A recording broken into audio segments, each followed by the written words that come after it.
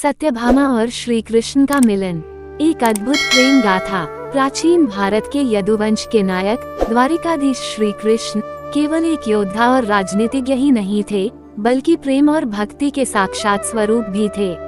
उनकी अनेक पत्नियों में से सत्यभामा एक प्रमुख रानी थी। सत्यभामा का श्री कृष्ण से विवाह कैसे हुआ, ये कथा न केवल रोचक है, बल्कि इसमें प्रेम, साहस और विश्वास की अनोखी झलक मिलती है। प्रथम परिचय। एक राजकुमारी का अभिमान। नरकासुर के आतंक से त्रस्त पृथ्वी पर अनेक राज्य संकट में थे। इसी समय कुंदिनपुर के राजा सत्यजीत की पुत्री सत्यभामा अपनी अद्वितीय सुंदरता और अपार शौर्य के लिए प्रसिद्ध थी। सत्यभामा का हृदय साहसी था, परंतु उसमें थोड़ा गर्व भी था।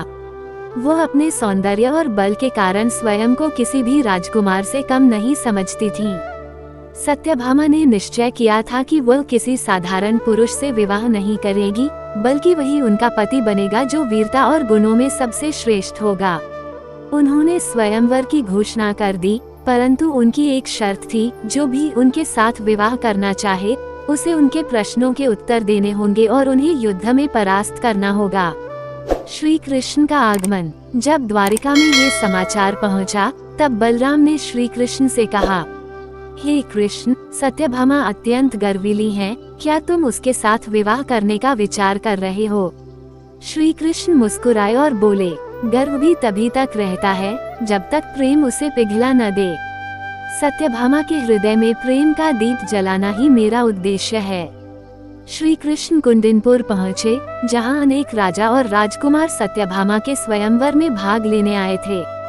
जब सत्यभामा ने श्री कृष्ण को देखा, तो उनका मन अजीब सी अनुभूति से भर गया, परंतु उन्होंने स्वयं को संभाला और कहा, हे यादव कुल शिरोमणि, आप मेरे प्रश्नों का उत्तर दीजिए, फिर यदि आप योग्य हुए तो युद्ध के लिए तैयार रहिए। बुद्धि और प्रेम की परीक्षा। सत्यभामा ने श्री कृष्ण से पहला प्रश्न किया, आपको क्या लगता है, एक स्त्री के जीवन में सबसे महत्वपूर्ण वस्तु क्या होती है? श्री कृष्ण ने उत्तर दिया, स्त्री के लिए सबसे महत्वपूर्ण वस्तु उसका आत्मसम्मान होता है। यदि किसी स्त्री का पति, परिवार या समाज उसके आत्मसम्मान को ठेस पहुंचाए, तो वो उसे कभी क्षमा नहीं कर सकती। सत्यभामा प्रभावित हुई, परंतु उन्होंने दूसरा प्रश्न पूछा, प्रेम और अहंकार में क्या अंतर है? श्री कृष्ण मुस्कुराए और बोले, अहंकार कहता है कि मैं श्रेष्ठ हूँ, जबकि प्रेम कहता है कि तुम मेरे लिए प्रिय हो। अहंकार जहाँ बंधन लाता है, प्रेम वहीं मुक्ति देता है।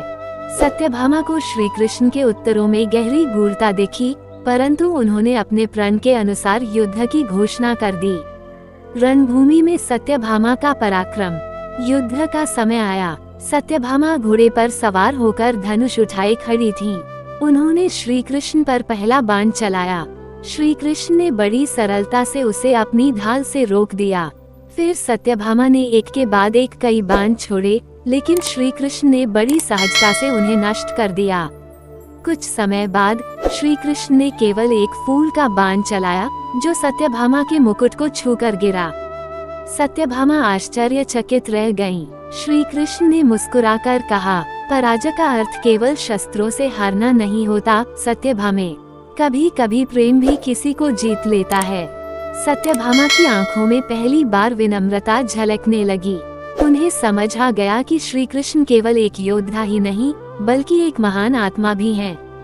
विवाह और प्रेम की स्वीकृति। सत्यभामा ने श्री कृष्ण की ओर देखा और कहा, हे माधव, आप न केवल मेरे बल को, बल्कि मेरे अहंकार को भी जीत चुके हैं। अब मैं स्वयं को आपके प्रेम के योग्य समझती हूँ। राजा सत्यजीत ने हर्षपूर्वक ये विवाह संपन्न कराया। द्वारिका में उत्सव मनाया गया और सत्यभामा श्री कृष्ण की प्रिय रानियों में से एक बन गईं। संदेश। ये कथा केवल श्री कृष्ण और सत्यभामा के विवाह की नहीं, बल्कि अहंकार से प्रेम की यात्रा की भी है। सत्यभामा, जो अपने बल और सौंदर्य पर गर्व करती थी, अंततः प्रेम और समर्पण को सबसे बड़ा गुण मानने लगी। श्री कृष्ण ने ये सिखाया कि सच्चा प्रेम किसी को जीतने के लिए नहीं, बल्कि उसे मुक्त करने के लिए होता है। इस प्रकार सत्यभामा और श्री कृष्ण का मिलन एक अद्भुत प्रेम गाथा बन गया, जिसे युगों युगों तक याद किया जाता रहेगा।